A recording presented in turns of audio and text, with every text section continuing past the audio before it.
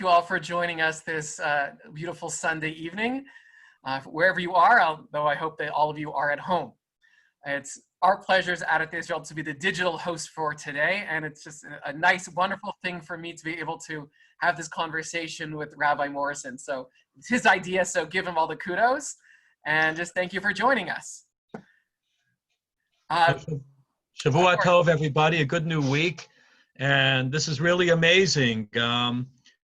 55 participant screens, and many of us are 2 people on a screen. We probably have close to 100 people between the 2 congregations.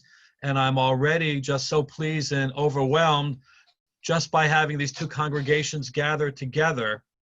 For me, it's been long overdue, simply trying to create partnership with like-minded communities, not only during the pandemic, but even before the pandemic. I think the last time Beth, Emeth, and Adith Israel shared anything official is when we did Slichot together many years ago, or when we did a Tikkun Mel Shavuot with other shuls many, many years ago. So it's really high time that Beth, Emeth, and Adith Israel come together to share some Torah, share some learning, share some of the good or bad changes that have taken place in our individual lives or community lives over these last 3 to 4 months. And I just felt it was time, at least for 2 synagogues, to come together to share, to explore, and really to begin with 2 like-minded congregations. As I do my own ideological survey of where synagogues are at these days, it seems to me that in many, many ways, Beth Emeth and Adith Israel are so closely aligned in many, many ways, and our demographics are very, very similar. Now, when I would go almost every year to a program called RTI, the Rabbinic Training Institute, which is a professional development week put on by the Jewish Theological Seminary for rabbis, in the evenings, we would have a social time after a whole day of learning was completed, and it was called the Fireside Chat. And this would be in January, and it was cold outside, and we really had a fireplace where we sat, and we had some refreshments by the fireside.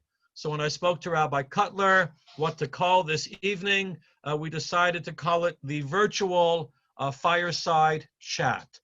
So if you want to go warm up and light a fire, go ahead, Rabbi Cutler. No, I spent the last 3 minutes trying to change my virtual background to a fireplace, but it's not uploading the image.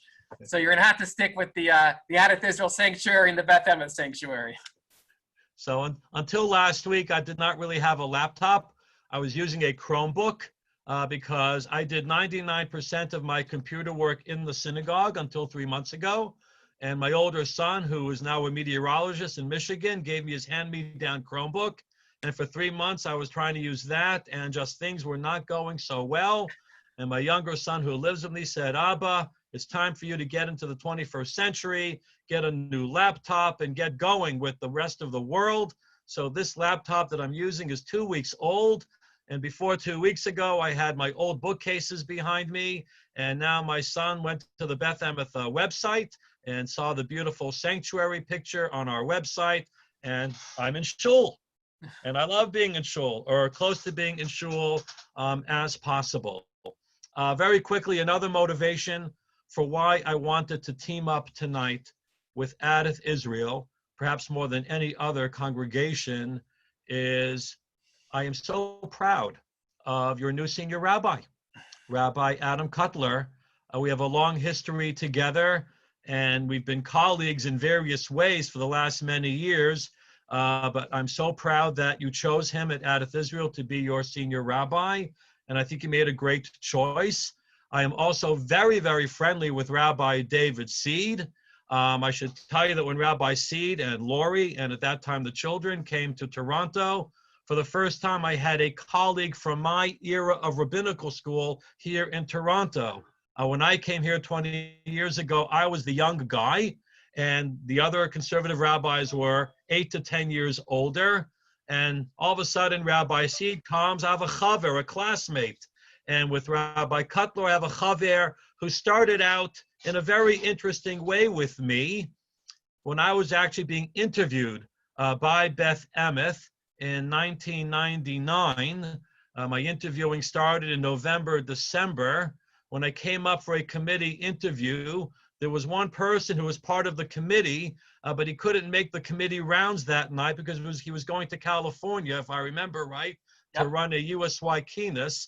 But at the time, Adam Cutler, a congregant of Beth Emeth Bais Yehuda, was the USY designate to interview Rabbi Howard Morrison. Now, I don't know if that was one of his great moments or his great mistakes, but he had a hand in my being hired at Beth Emeth back in August of 2000 when I started. You're making an assumption that I voted for you. I'm not making any assumptions. Thank you very much. But we're both here. And a number of years later, I had the privilege of proofing, reading over Rabbi Cutler's application and intellectual essays towards his admission to the rabbinical school at the Jewish Theological Seminary. And I'm just so proud and pleased to simply call Rabbi Cutler my colleague, my teacher, and my friend. Thank you. That was really very kind and generous, and want to note that you said it in front of my parents, so bonus points there. Oh, there they are. There they are. I can see them smiling. So let's actually start there. So I've been a rabbi now for 10 years, let's say, and 10, 11 years. You've been doing it for longer than that. What's changed since the time I interviewed you in 1999? Forget COVID, but how has the nature of the rabbinate changed for you?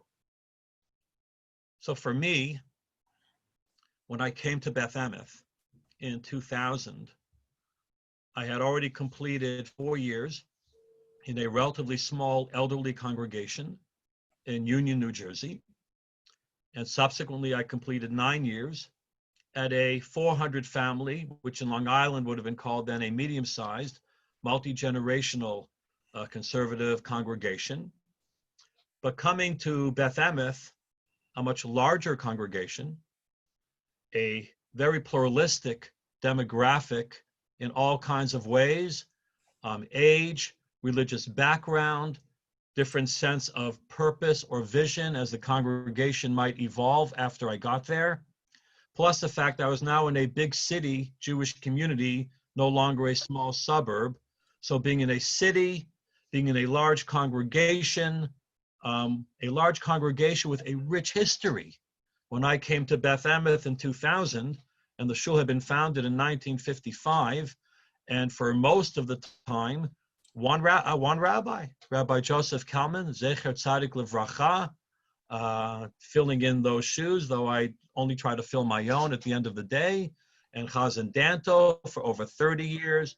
I really cherished coming to a congregation that knew what it was about, a congregation that had a strong identity of what it was trying to be to its members and to the community at large. I'm not into the labels of denominations so much, but most people at Beth Emeth understood and still understand what it means to be a traditional, yet open-minded, non-fundamentalist, inclusive congregation, which is anchored in halacha, but also speaks with a modern rhetoric. That is the community I came to in 2000, and that continues to be the community that I'm proud to be part of 20 years later. And what about you, young sir? There we go. There's the fire. I can't speak to how it's changed since I began, because in a lot of ways it's the same. Obviously, the last few months have been different. Certainly, the nature of my role has changed. When I started at Bet Tzedek, I was the third of 3 rabbis, and I do remember I had been there maybe 3-4 weeks when the other 2 rabbis were suddenly on vacation, and it was just me alone with 2,600 families. And that's when I started to panic a little bit and trying to figure out, what am I doing? Can I possibly do this? And it turns out, I didn't burn the place down. I held up the fort for a little while, and I learned a tremendous amount at Bet Tzedek. And what I tell people often is because of the size of the shul, I think I learned more in a week there than a lot of my colleagues who went to solo pulpits with, 300 families. They may more than they would have learned, in half a year or more. there was everything. And after a little while, we went to 2 rabbis, and I became the second of 2. And after about 9 years, it was time to move on. And fortunately, all worked out with that with Israel. There were 2 Canadians in my class of 36 or so graduates, myself and Rabbi Jared Grover. There were 2 Canadian shuls looking for rabbis in 2009. And we both came back to Canada. So it worked out really well. And that's, as you know, not that common. And actually, when I was sitting on that committee that ultimately chose to hire you, and I think 21 years later, or however many, it's fair to say, yes, I voted yes. I think it was unanimous.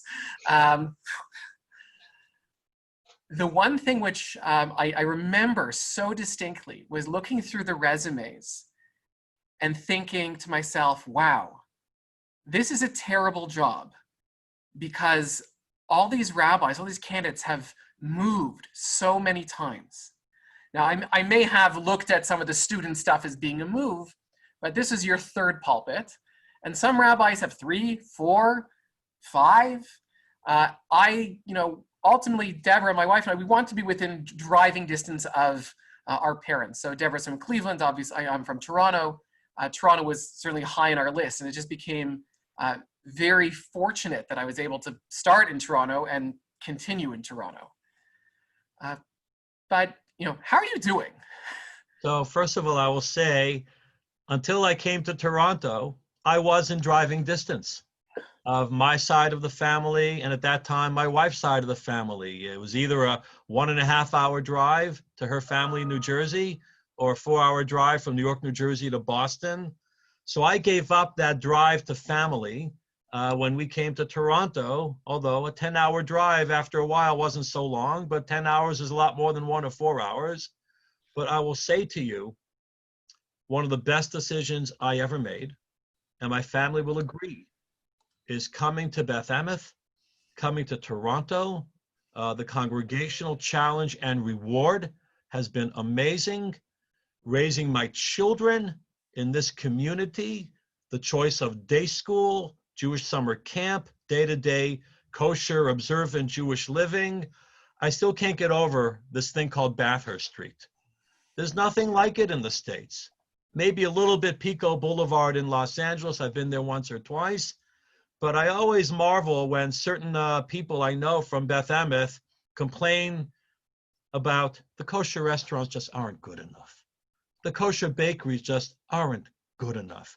The kosher supermarket shopping just isn't good enough.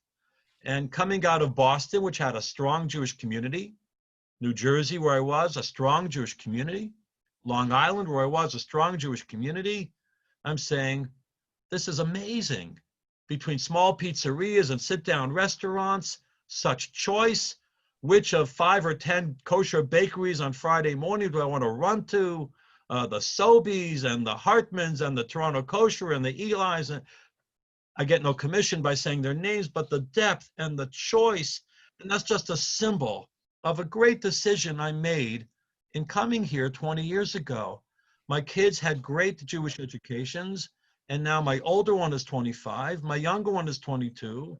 They are such proud Jews, in different ways, by the way. My older son is a kippah-wearing Jew every day in Alpena, Michigan, in the middle of almost nowhere. He's a weatherman, a meteorologist on the TV news, and he wears a light brown kippah that his mother knitted for him, which some people think, why is that young guy wearing a toupee on his head?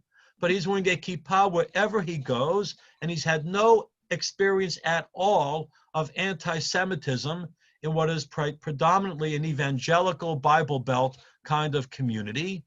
And there's one little part-time congregation in his town of maybe 15, 20 families in total, and he's beloved, and he loves them. That reality for him is how he grew up in Toronto.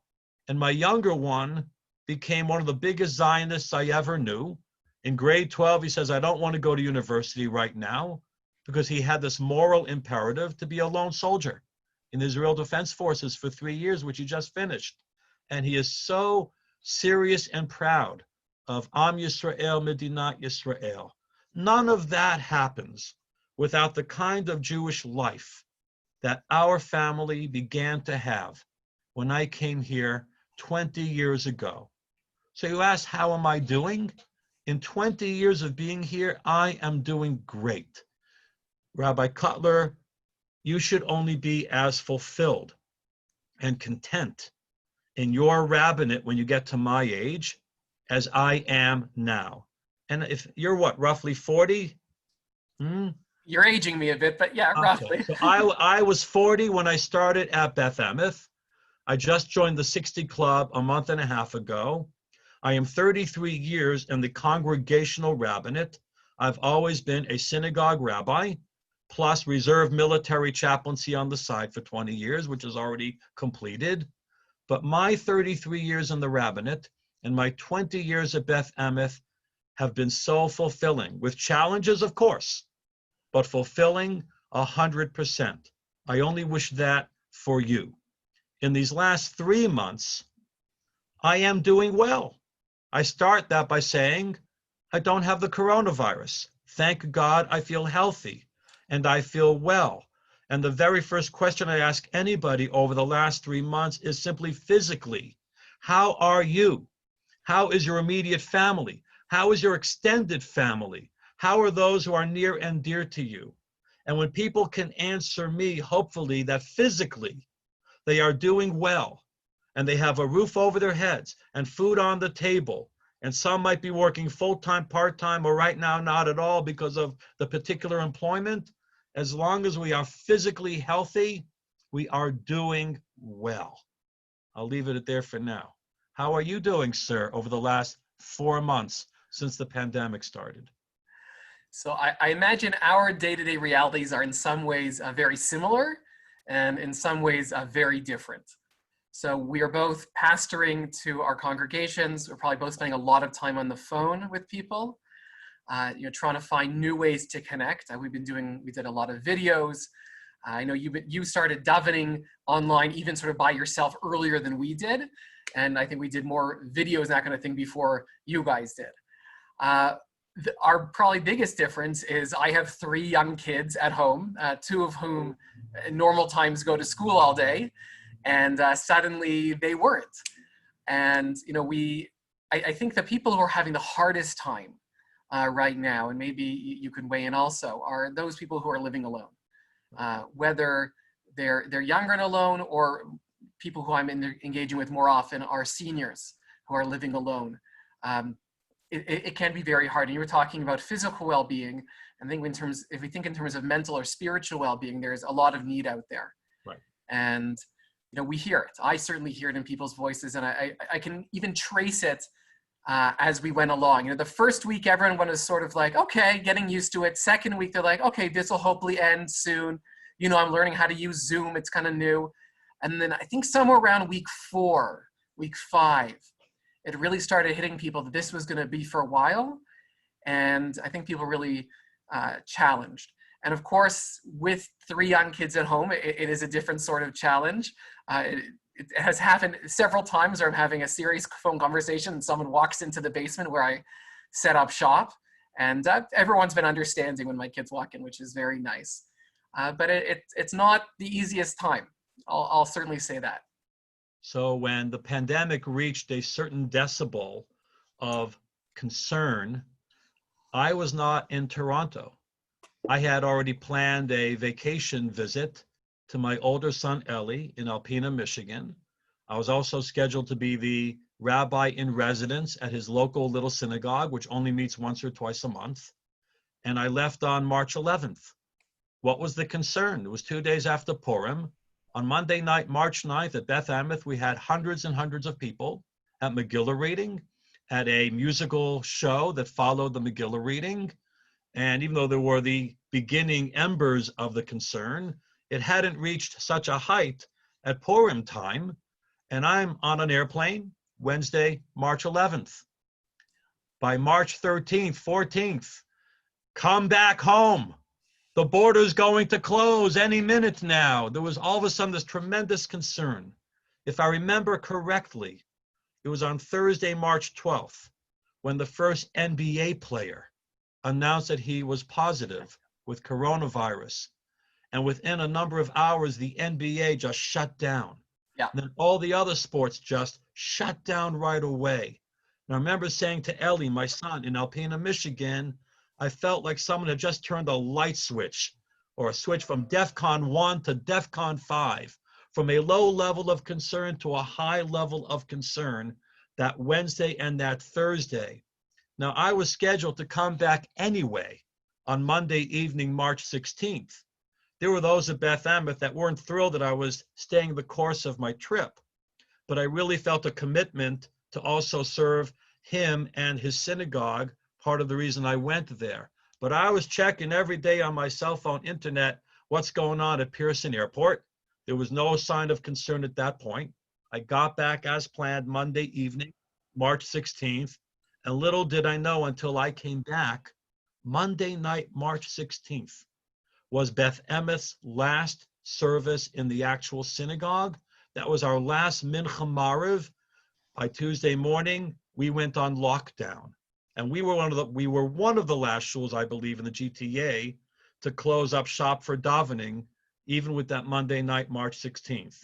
And when I came back to a new world. And all of a sudden, and people who know me, I am not so computer literate. All of a sudden, I had to start learning Facebook Live and Zoom and WhatsApp and all of these things. And like within days, and I had a lot of help. It's not on me alone.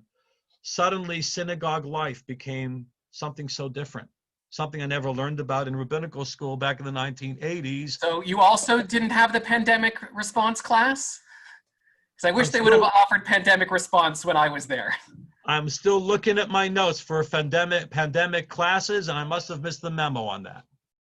So you mentioned Purim. Actually, one of my favorite memories of Beth Emeth, so just to fill everyone in, my parents are still regulars, very involved lay people. I grew up at the shul, really from birth. I sang in the choir for about 6-7 years. We were an every Shabbos family. And one of my many wonderful memories there, aside from, I should mention, I know Rahama's here singing with Cantor Danta, which is still I think about all the time, was Purim. Because we ran around, we had a great time. We used to lower a feather on a string from the balcony and try to tickle bald men on their heads. And this year was the first year I can remember ever, maybe since I was 4 years old, I actually skipped Purim. Now the shul was open still, but I had gone to the APAC conference in Washington. And I know one of the members of the Toronto contingent who was on my flight back tested positive for COVID. So I spent a couple days before trying to get public health on the phone, and ultimately decided it was appropriate to stay at home until I reached that 14-day point. By that point, I was near it. And so I missed Purim, and it was crazy to think about not being in shul. But at the time, I think we were still thinking, okay, this might get a little worse, but then we'll be gone for 2 to 4 weeks. And I remember thinking, what are we going to do for 2 to 4 weeks, and how are we going to plan? And I was maybe a little quicker than you were on Facebook Live. We were actually doing it right away, and we had 2 phones set up, Facebook Live and YouTube. But then around the NBA time, a little bit later, it hits. This is going to keep going. Early on, I had an interview with someone for a great project for Toronto. If you haven't already done it, I think they're still doing interviews that Ontario Jewish Archives is part of, looking at how this community has responded to COVID-19. So I had a long interview with this doctoral candidate. And he asked me how I thought synagogue life was going to change afterwards. It was going to be different. And I think I was still in the mindset this was going to be a few weeks. And I said to him, you know what? I think we're going to be okay. Like, I think it's going to go back to normal. And I have to say, I'm not entirely sure that is still the right answer. And obviously, neither of us are Nevi'im. We don't know what this will look like at the end, whatever that means. But I'm starting to get concerned, not just for the financial well-being of all of our communities, institutions this year, next, but people's relationships with them, as people get used to if they're participating live stream, or they're just not going to shul, not live streaming, and that becomes their new thing. They don't go to shul, and they don't leave home, and they don't patronize Jewish establishments. I'm starting to get concerned about how people relate to their community. I know a lot of people feel very supported right now. I've had a lot of phone calls and emails telling me that, but I also know people are feeling alone. And I'm not sure what we look like, whether it's in 3 months or 18 months. I'm starting to question that. What are your thoughts there? Right, so interesting. So I came back from Michigan March 16th and I had my 2-week quarantine. But that was no vacation. Right away, we at Beth Emeth had to get into high gear into the new normal. And thank goodness, I have great support from my clergy colleagues, from my office, from the volunteer leadership. And, we went right into daily davening mode, Sunday morning through Friday morning, evenings and mornings, and then a little Friday piece before Shabbat, Havdalah piece after Shabbat. We went right on virtual davening mode, except for the actual, Shabbat day itself for halachic religious reasons at the time. And then we started putting adult education classes right away, and then social programs started to follow. So we went that route right away. And what I found fascinating, because it became an unprecedented, challenging time for every synagogue, every element of the Jewish community. And I marveled at how similar all kinds of synagogues became, regardless of affiliation, and at the same time, how different we became. It was interesting that you went the route of spending more time having clergy call the membership, if I remember correctly, versus daily davening. We went the daily davening route and then tasked our volunteer chesed committee to reach out to as many elderly, vulnerable people as possible. And I will tell you, one of the frustrating challenges for me rabbinically and personally is how do we reach out during this time to the elderly and vulnerable who are not computer literate, who don't own a laptop, who don't know how to turn one on. Because no matter how much Zoom and Facebook we're doing, that segment of our community is left out. And the only thing that I've been encouraging in our congregation on that is to tell families, get your children and your grandchildren to run a laptop to Bubby and Zadie, and at least once or twice a week, spend some time with them and connect them to a Beth Emeth service, a Beth Emeth class, a Beth Emeth social program. But that continues to be a main challenge. How do we connect to those who are simply not literate or connected to computer life? I found it very interesting, whether it was conservative or reform, who started counting a minyan as 10 faces on Zoom versus congregations like Beth Emeth and I believe Adith Israel, that a minyan still has to be 10 who are physically in a shared space. And so while we're davening morning and evening, we don't technically call that a minyan. So it was easy to say skip Baruch Hu and Kedusha, but what do you do with mourners? And what do you do with those observing yortzites? And how do you give them an authentic religious prayer bereavement experience? And thank goodness along the way, I and others, and you know it too, we found a 10th century pre-formulation of Kaddish, for which the rules never required a minyan in the first place, that variation of Kaddish. So that has become a major element in our synagogue davening. And what's very interesting is all of a sudden after 3 months, because we've been doing daily davening, we have now a minhag. Mm-hmm. A minhag that suddenly grew in 3 months, where those who chime in regularly to our morning or our afternoon, evening, now know what to expect in terms of what our davening includes and what our davening excludes. And for the moment, in terms of my own challenge, a couple of years ago, the president of our shul at the time, long before pandemic, Rabbi Morrison, what do you think about live streaming our High Holy Day services for those who physically can't get out of bed and come to shul? And for all kinds of halachic and communal and other reasons, I would have been the last rabbi on the earth who would have considered any kind of live streaming on Shabbos or Yontif. Weekday Zoom, Facebook, that's easy. And all of a sudden, I had to wrap my head around it. But even before Pesach time, I have to admit to everybody, I was less concerned about Seders. I was less concerned about how we're going to handle Shavuot. Even before Pesach time, I'm saying to myself, what is going to be with the Yamim Noraim?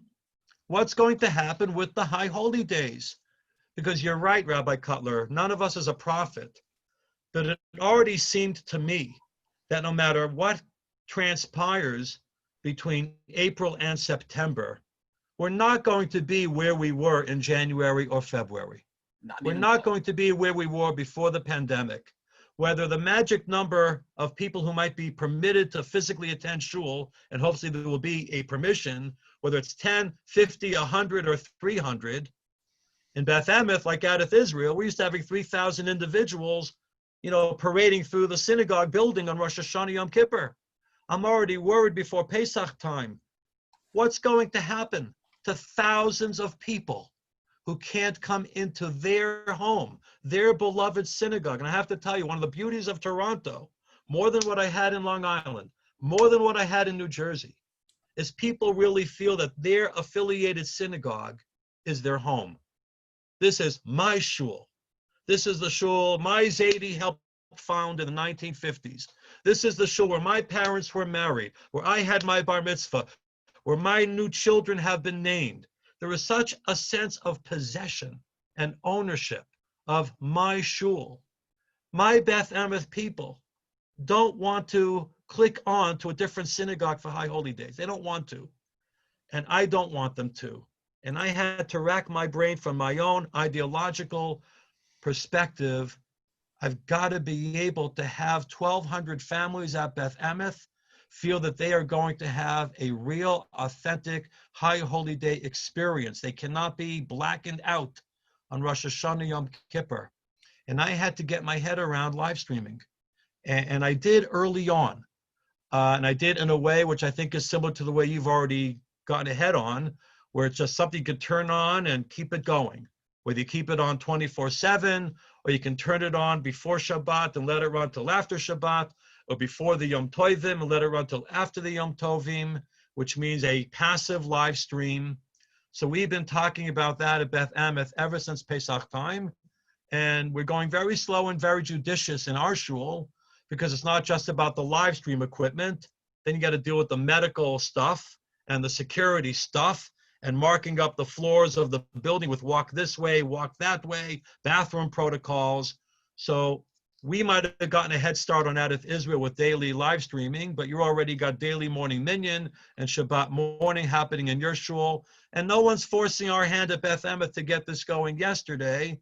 We're all on board about doing this slow and safe, but certainly over the summer weeks, we definitely want to get our act together with some Shabbat at least, because we want to be very smooth and very solid when it comes to high holy days. Because a pledge that I make is certainly Rosh Hashanah Yom Kippur, if not before, for those who won't come, can't come, not eligible to come, are afraid to come. We have to give them the same quality experience on the holy days that we would if they were coming into the building. That's a challenge and it's an opportunity. Definitely. I think there are different times when the weight of the congregation sits on me differently.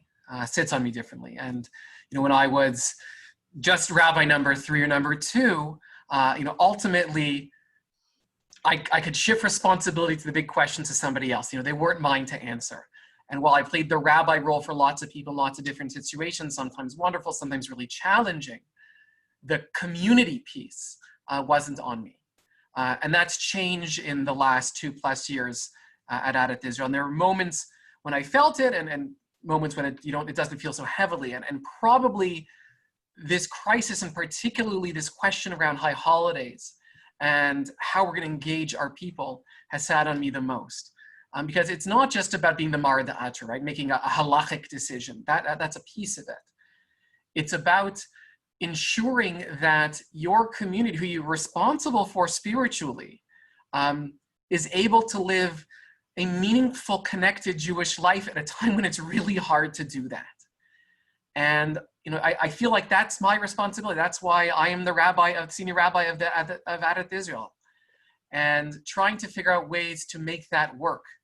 And for a lot of our people, High holidays is, of course, really the big time of year when those opportunities arise for them. And there's no way we're going to have anything close to what we're both used to.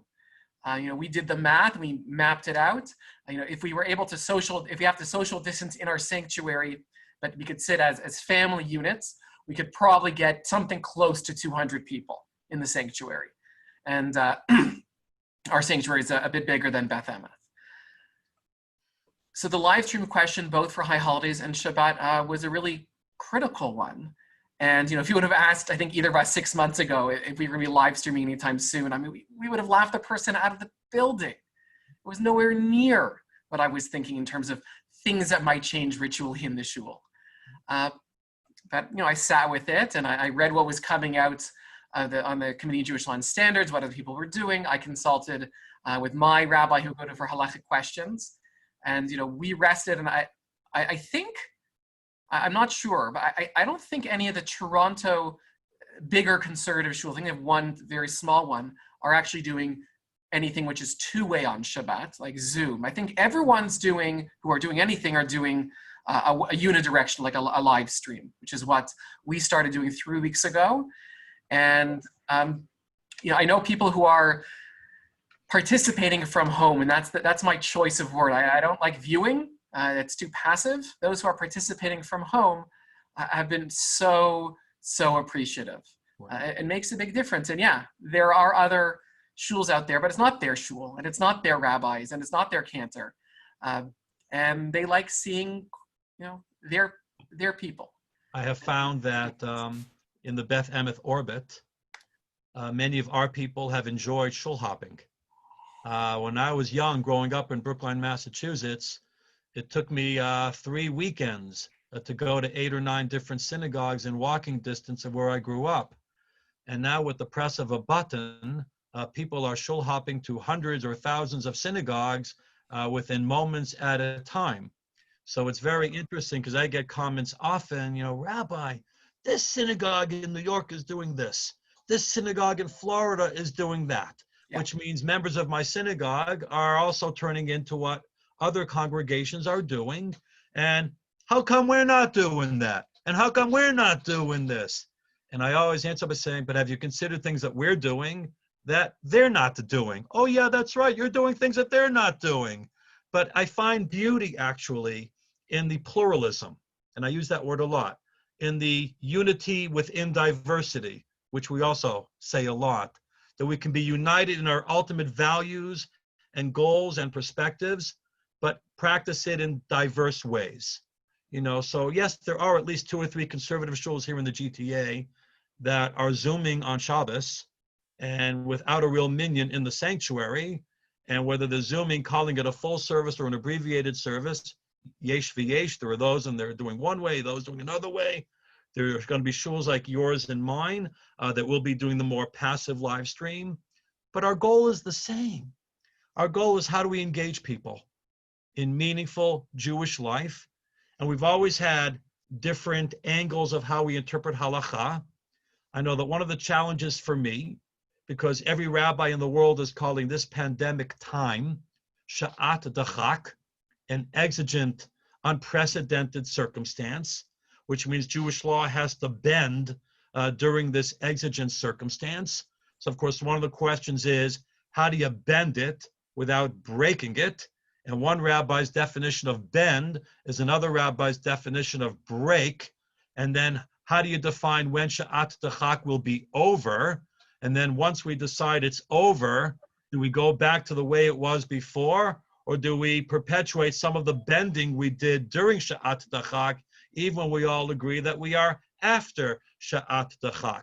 I will tell you that for me, what will define the end of exigent circumstance is when every single person of our 1,200 families at Beth Emeth feels comfortable 100% walking into the synagogue building. If even one person out of 1,200 families is not comfortable for legitimate health and safety reasons not to come back into the building, then for me, we are still living b'sha'at dachak in an exigent circumstance. And whatever bending positions we have taken during this time, those bending positions will continue to be. And then the larger question will be, once everybody's happy to come back, what, if anything, will remain from those bending positions we have taken during this time? I will tell you, because I'm from a slightly previous generation, rabbinically and, more importantly, technologically, this is the first time I'm teaching classes on Zoom. March through now, I've been doing a Pirkei Avot class Monday, Wednesday, Friday. I have a great following, and we live stream it on Facebook, which means if someone can't join in 12 to 1, it's a hard time during the week to chime in, they can watch it later on Facebook, and I get hundreds of hits on Facebook Live by the next day who took a peek at a Pirkei Avot class. Now, when I teach a class live in the shul, you know, I have a great shul, but if it's a weekday class or a weeknight class, if I get 5, 10, 15, 20, it's a great day.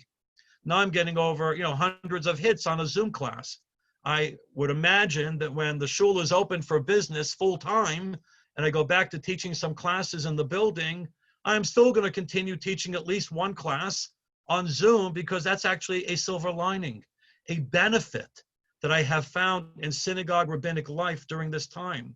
So while we all miss the in-presence of synagogue Jewish life, I look at some gifts and opportunities and privileges that have come as a result of virtual Jewish life during this time. Yeah, What do you think, sure. Rabbi? So I just finished teaching a 4-part class on Maimonides, on the Rambam, and I asked myself the question: did more people participate in this class because they could do it from home than would have come in person? And I'm confident that's the case. Now, of course, people are also looking to do things, right? There's not a lot happening, and they want to engage, and in this case, engage intellectually, which I appreciated. And I do think that we're going to be doing more of our programs, even when we're back in the building, a hybrid model. You know, those who can and are willing to will come in person, and those who want to be at home will be at home, and they'll be live to YouTube as we are right now, and people have a chance to watch it live on the internet, or actually participate or watch it at another time. And I think the cat's out of the bag on a lot of these issues. And I've been clear in my communications that with the live streaming, this is, you know, during the course of this pandemic. And I think your definition is pretty close to my own, you know, until everyone's coming back, or, you know, there's 14 days past since there's a single case in Ontario, something like that. There will be those who will want us to continue. And I've said in everything during the course of this pandemic, during this Shad HaDachak, this time of urgency, because, as I've said in a few different venues already, this is very scary, I think, for shul life, because it's so easy to then click on Park Avenue's link, and they've been doing this for years, and they're a lovely shul with a great rabbi and a chazan with a beautiful voice, and daven there. Or click to California. Now for you at home, it's already 12:30 past time you could do shacharit, and you're doing shacharit in California. You know, I had a Zoom bar mitzvah, I've had several of them, and they had family participating from Israel, right? Which was beautiful because they couldn't do it in person because no one can travel. But if they're davening that way, and then there was some kind of tefillah there, you know, what does that mean for tefillah if they're in Israel and they're doing shacharit in Toronto?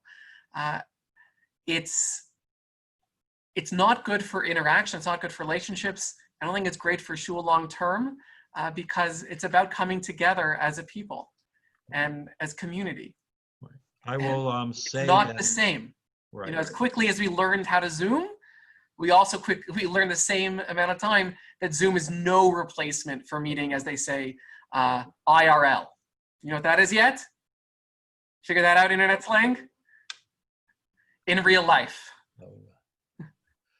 I am grateful that if a pandemic was going to happen, it happened now and not 15 years ago, because we didn't have the Zoom and the WhatsApp and the Facebook. I think we barely had Skype, and it was probably not HD 15 years ago.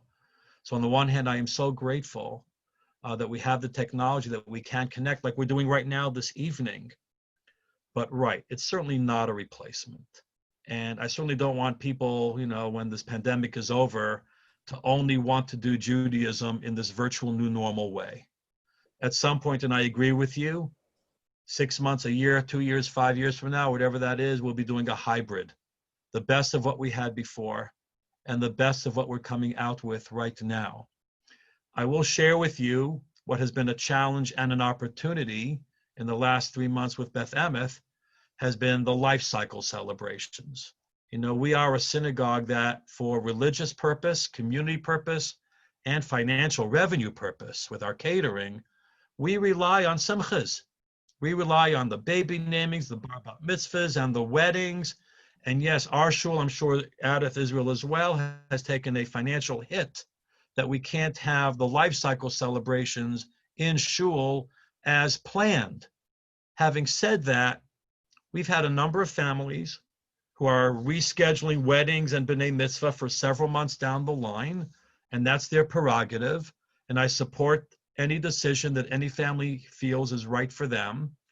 But what has actually surprised me in a beautiful way is how many families have come to me and said, we know the synagogue building is closed.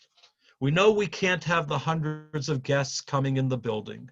We know we're not going to be able to have that beautiful catered meal celebration. But we want to keep that wedding on the original date. We want to keep that bar bat mitzvah on the original date. We want to keep that bar bat mitzvah on the original date. And in my practice, if people want to create a Zoom service and want me to Zoom in, I have done that. But I have done less of that, and I've actually done more in-presence celebrations. I have taken the opportunity, while being very safe with physical distancing and wearing my mask and the washing of the hands all the time, I've already lost count. I've done 3 or 4 backyard weddings, 5 or 6 bar bat mitzvahs. This morning, I had a home-based baby naming in the Bathurst and Clare area of a member of our shul. And I really give them and what they do, it's a small number of people that you have at the facility, the house, and then the others are Zooming in. But it was very important for these celebrants, these Baalei Simcha, to have it on their original date. And if it was going to be a Shabbos morning bar mitzvah, so they moved it back to the Thursday. And if it was Thursday, the boy either learned the Thursday morning Torah reading, or we did a Thursday morning straight service, and at the end, he just chanted what he would have chanted on Shabbat, the Haftarah, the Maftir, whatever it would have been. And I say to these families, I am learning so much from you, because you are not allowing this pandemic to stop your Judaism. You're not allowing this pandemic to make you reschedule your Jewish pride, your Jewish commitment, and your Jewish responsibility. So I know one of the things that we talked about in advance is what is giving you and me resiliency during this time. And in addition to my family and my friends, what is giving me resiliency is the tremendous strength of character of our congregational members who are doing their life cycle, who, whether you call it a minyan or not, are coming on at 8 a.m. every weekday morning or sunset time every weeknight evening to maintain the continued stability of community Jewish practice. It is giving me so much physical and spiritual strength to see how so many people are continuing to practice their Jewishness. How's that by you with the life cycle? So I think generally at Emeth Israel, we were much more hesitant to go to people's homes for a very long time. I think we wanted to just be cautious, especially as we were learning more about it. So I did a lot on Zoom, and certainly for the B'nai Mitzvah, I encourage all of them to keep the original dates, because they were looking forward to it for so long. And to suddenly, for the bar mitzvah, bat mitzvah, him or herself, for the family to pass that day and do nothing seemed just terrible. And, the first one I did, we hit the end meeting, or I hit, leave, and I felt empty inside. I'm a person who I like being there with them. I can be very gregarious in person. I like shaking hands and giving the gift and the bracha. And I felt like it just wasn't the same. And I was so happy that afternoon the parents sent me this really nice email telling me how much they appreciated what I did and how nice the service was, and they couldn't imagine it was going to be like that, and it was really great. And that gave me the confidence that we could actually go ahead and continue to do that. So we did, and I've done a fair number of B'nai Mitzvah. Some, this is part A of 2 parts. They're trying to figure it out. The reality is, we've had families that they are going to do during Pesach in Israel, and then they rescheduled for the shul, and they're going to go to Israel, and the shul closed, and then they're rescheduled for November, and we're just hopeful we can do it then. And we don't know. Weddings, I've had a lot of postponements, but I've also had one couple who called and they said, can we do it in July? And I just assumed 2021 because that's what everyone's booking for me now. And they meant this July. And they said, listen, at the end of the day, we just really want to be married to each other. So may as well push it up. We don't need the August date because the hall's closed. So, they're still thinking about that. And I have another wedding.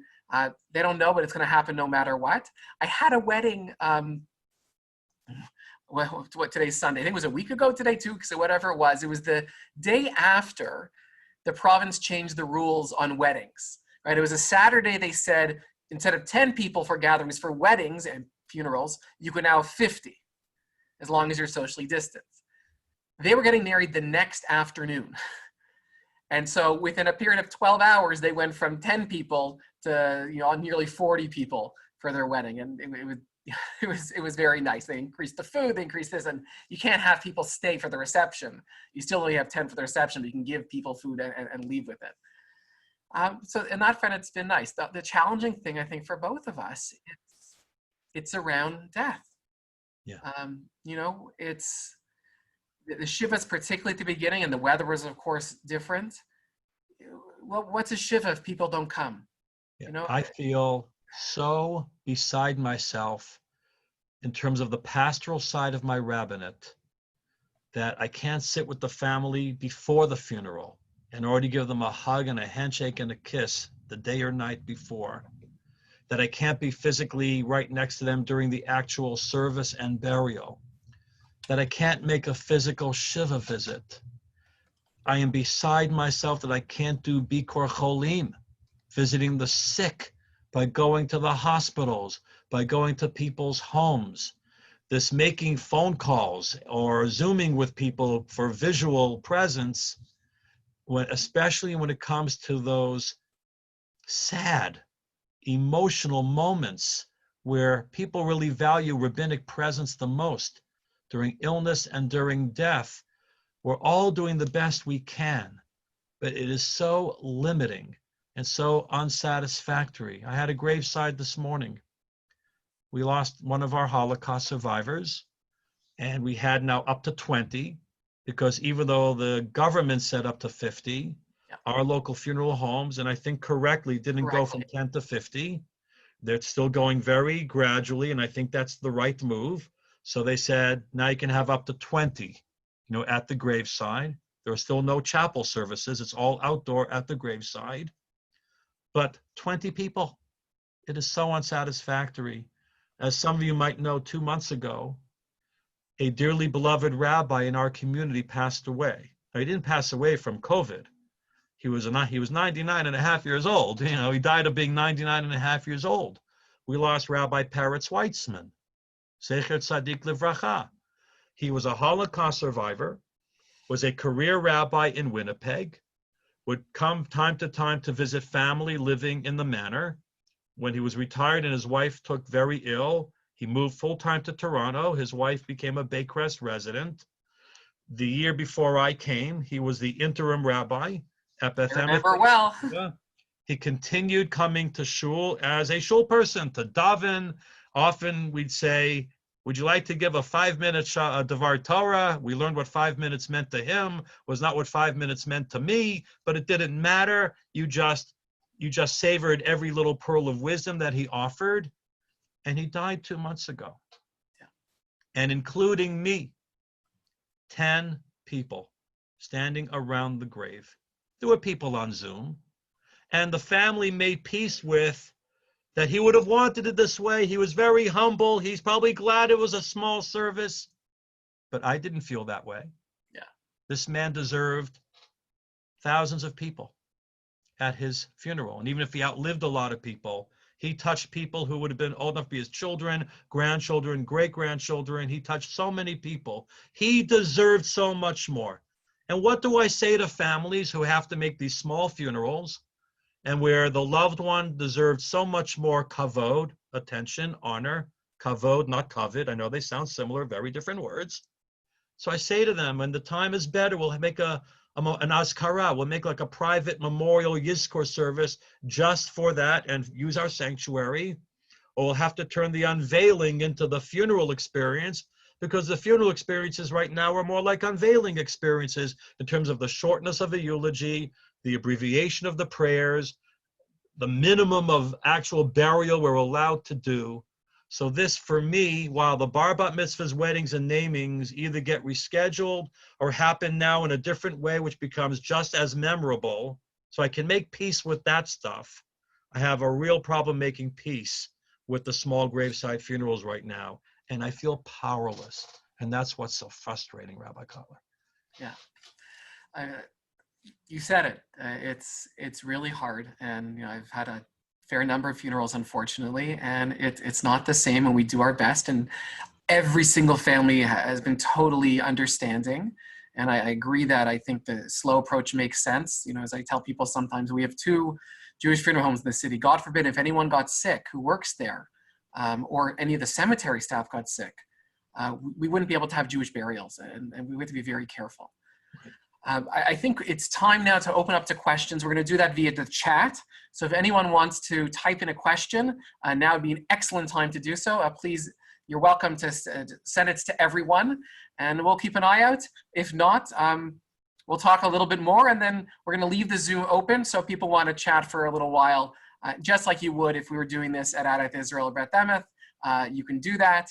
And so that please throw out your questions. If you have questions about Beth Emeth from the good old days, my memories, I'm happy to share those. Adat Israel questions, whatever it might be, we could always ignore them if we don't like them. So we just ended our chatting, Rabbi Cutler and I, kind of on a down note about the nature of funerals. The topic is sad, and the reality of how they're happening is even sadder.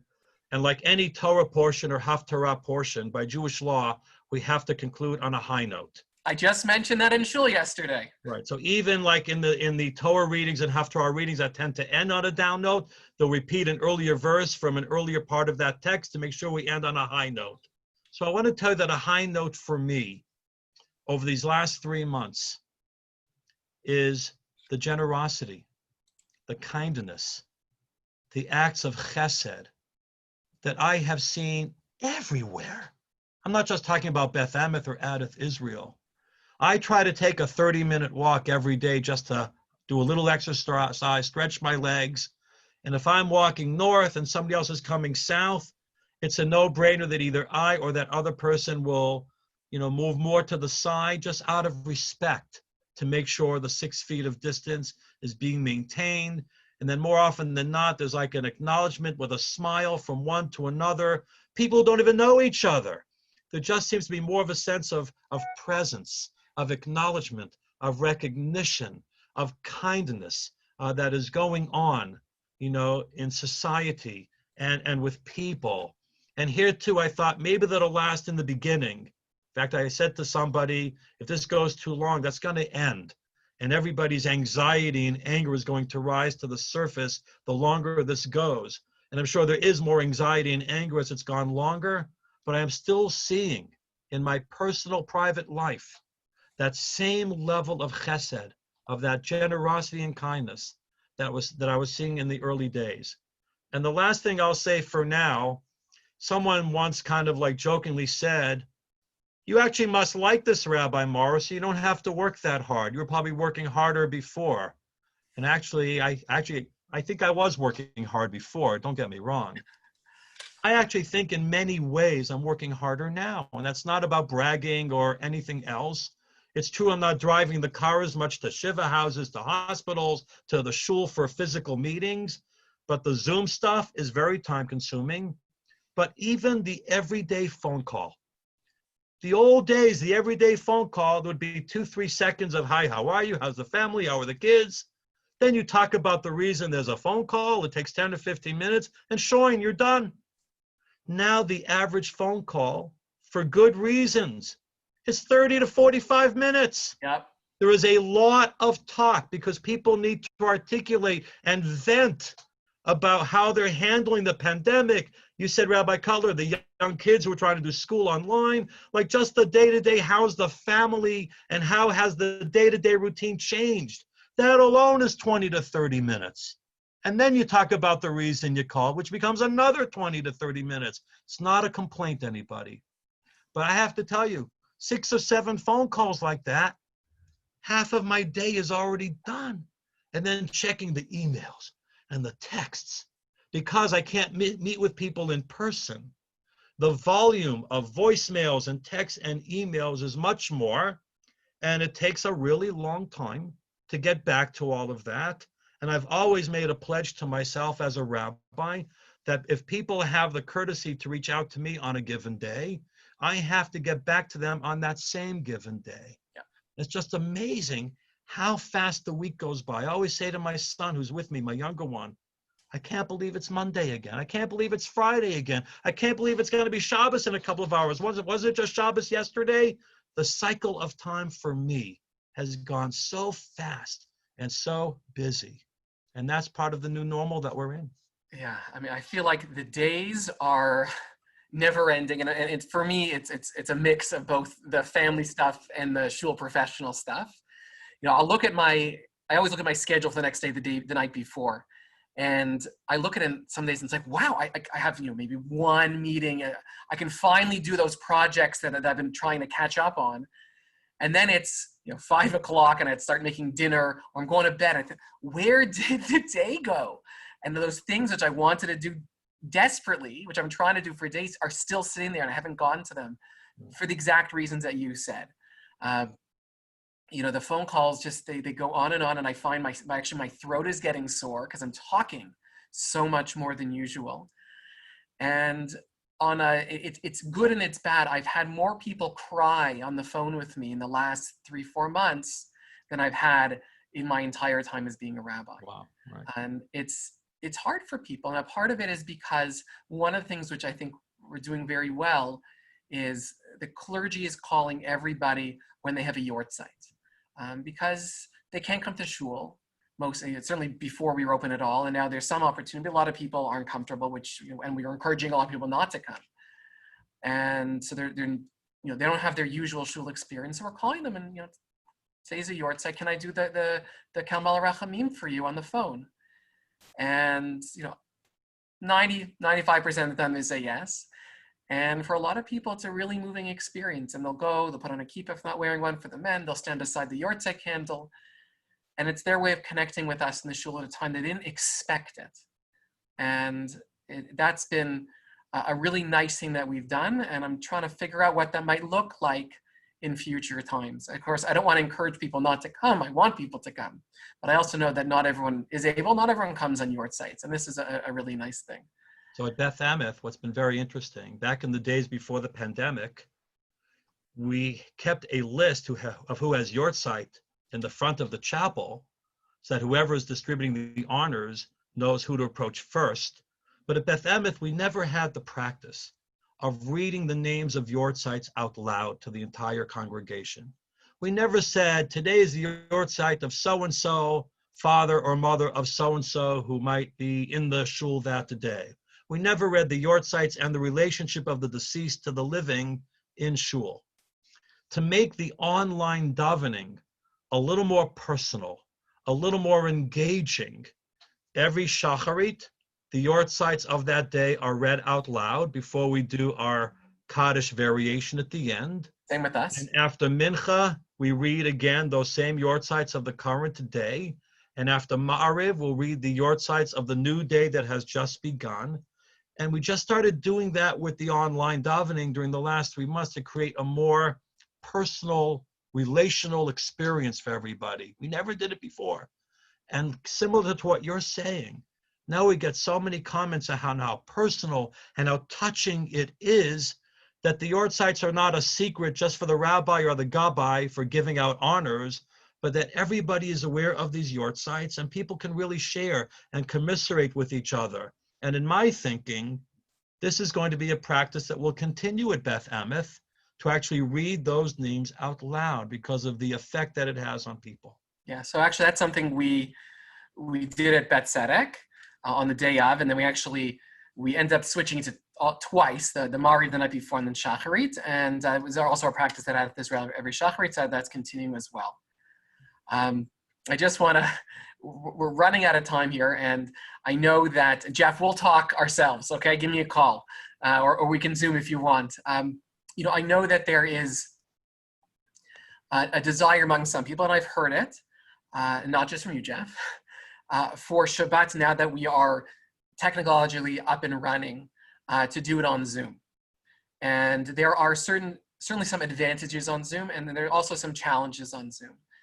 And it was a decision which I and the rest of the shul did not take lightly, what method we were going to do it. There's certainly security challenges on Zoom which don't exist in a private live streaming service. Access and ability for people to connect is actually easier in a lot of ways with a live stream, which is there, as opposed to how to figure out Zoom. But you lose something not being able to see people's faces. Shul, it's different things for different people, and the community, I think, is critical for almost everybody. And the way we have set up our live stream, you don't see the community. You're seeing the bima, and which means you're seeing mostly the clergy and those who have an aliyah, and that's it. And there's no opportunity afterwards to chat, right? Like there's no kiddush on a live stream, and that's one of the losses. I think the decision we made sense for who we are as a shul. Particularly some of the halachic concerns which come up in Zoom and other platforms which don't exist in the live stream that we've opted for. But I know that there is a loss there that we're trying to make up for in other ways. If I can make a comment about that. So at Beth Emeth, with our weekday services, we Zoom and we simulcast it on Facebook for the similar reasons that Rabbi Cutler has shared. For halachic religious reasons at Beth Emeth, once we get it up and going, it'll be the passive live feed. Zoom, any technology is neutral. It's what we do with it. Right now on Zoom, this is great. I'm looking at a lot of people. Everybody, I think, looks interested and engaged and involved. But there's also a real concern with Zoom. It's a real concern. And I've seen it with the funerals. Even though I don't see the Zoom because I'm officiating, I've been told some of the inappropriateness of what people are doing or wearing or not wearing, or what kind of chair they're sitting on, even a chair in a washroom while they're watching Zoom at a funeral. And a friend of mine had a relative who celebrated a Zoom bar mitzvah on a Shabbos in a more liberal congregation. And the friend of mine who had the relative becoming bar mitzvah couldn't get over the fact that somebody on the Zoom was barbecuing in the backyard on Shabbos and just kind of had the Zoom of the service in the background. It's like you get up in the morning, you make coffee in the kitchen, and the news is on TV in the background. And this person just couldn't get over that the bar mitzvah was in the background on Shabbos and the barbecuing was in the front of the image. So again, technology can be our best friend. It could also be our worst enemy. And I certainly agree there's great interaction on Zoom, but just maybe sometimes for a high holy day kind of service, just maybe, you don't want the Zoom. You don't want to have to see what could be an embarrassing scenario, which then might take away from the actual Bima synagogue experience of the tefillah, of the prayer, of the kriyah, of the Torah reading. I mean, it's one thing to have a Zoom tonight. I see 62 participant screens. I can only imagine 1,000 or 2,000, Zoom screens on the high holy days. And then, people come in, they come out, they take a break. I mean, what Jew in any of our shuls sits the whole 4 hours on Yom Kippur morning in shul? There's an in, there's an out. And of course, we're going to abbreviate the services anyway to some level. But it could be a plus, but it could also be a minus, having the Zoom experience. You can't control people's behaviors in their homes with their Zoom screen on. So I leave it at that. So I did, right before we started the live streaming, I sent out an article. I encourage everyone to take a look at it, how people can make the live stream experience positive for them. And if you want the link, please email me. And one thing I encourage is everyone should dress up, even though no one else could see you. But it's Shabbos, so put on. If you want to skip the tie for the men, you can skip the tie. But make it feel like it's Shabbos and you're not showing up in your sweatpants. And that'll actually help you connect with the service. One small thing. So Alan, I know you're asking about what I like best about Beth Tzedek. It's the same thing I like best at Adat Israel. It's the people. The people make shul for me. There's lots of great things. And Alan, we talk all the time. So I will share with you a little bit more, the two of us. Thank you so much for all of you tuning in. This has been lovely. I really appreciate having a chance to chat with you, Rabbi Morrison, and we're going to keep this up. Certainly, So Rabbi Morrison, if you have any questions. One final word. I didn't wear a suit and a tie for a Sunday night Zoom, but I said to Rabbi Cutler, because I'm roughly 20 years or a little more his senior, so you notice the younger rabbi tonight has a beautiful sports jacket on, putting on a casual yet very good rabbinic look. And the older I get, the opportunity to just wear a polo shirt in front of you is just a machaya for me. But I'll tell you a secret as long as you promise not to tell anyone else. I won't, but you have witnesses. I'm wearing shorts. So am I. One of my congregants wrote, just to add for those who are doing online, he was touched when I talked about our yard sites, and we continue to do our Misha Berach for the sick. And again, I can only say, whether it's Zoom or a live stream, whatever the virtual technology is, we need to do whatever we can to make the experience as personal as possible. The more personal, the more authentic it becomes. Can I say something? Ruchama, you can, what can I say?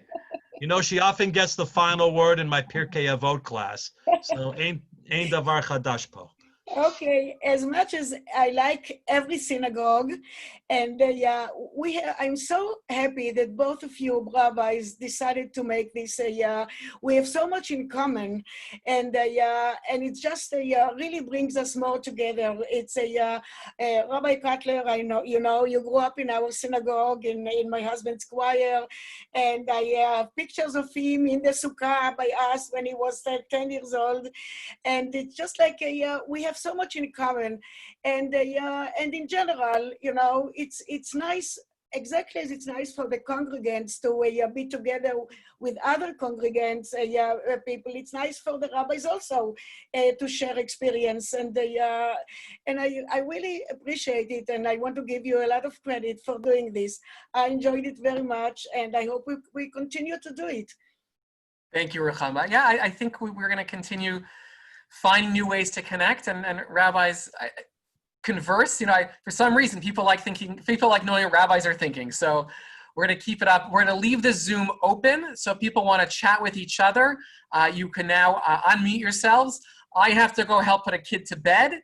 It's been lovely. Thank you so much for being with us. And hopefully we'll have a chance to all be together in real life sooner rather than later. Everyone stay safe, stay healthy, and just be well.